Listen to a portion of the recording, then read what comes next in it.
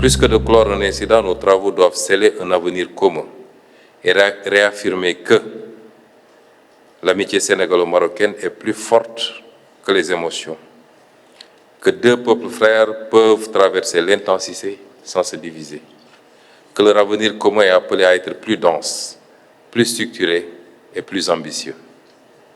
Monsieur le Premier ministre, je suis honoré de co-présider à vos côtés les travaux de la 15e session de la Grande Commission mixte de coopération entre le Royaume du Maroc et la République du Sénégal.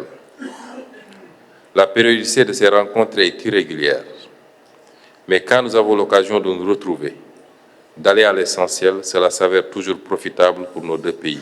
À l'occasion de cette grande commission, le cadre juridique de notre coopération, riche déjà de plus de 130 accords, va s'élargir avec la signature de nouveaux instruments juridiques. Ces ententes couvrent pratiquement tous les secteurs clés de développement. Elles s'inscrivent également dans le cadre des axes prioritaires des référentiels de nos politiques publiques. Le Sénégal s'est doté d'un ambitieux programme de développement, l'Agenda national de transformation Sénégal 2050, qui constitue notre feuille de route pour les 25 prochaines années. Ce programme a pour objectif de promouvoir un développement endogène et durable. Il repose sur 4 axes stratégiques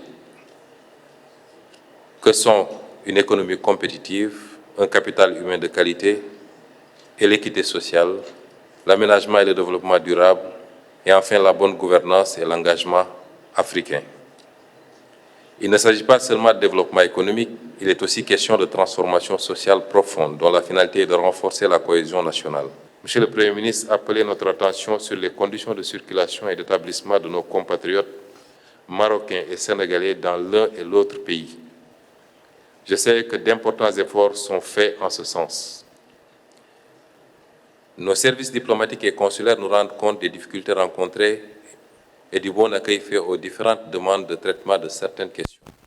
Nous devons nous accorder sur des règles et principes qui permettent de renforcer l'intégration de nos différentes communautés, assez fortes de part et d'autre de nos deux pays.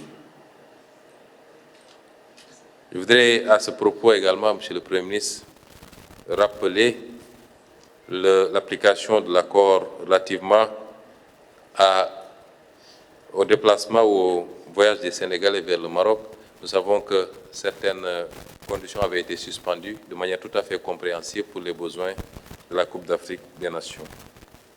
L'objet de ma venue au Maroc, c'est aussi exprimer au peuple marocain frère toute l'amitié et l'affection inconditionnelle du peuple sénégalais.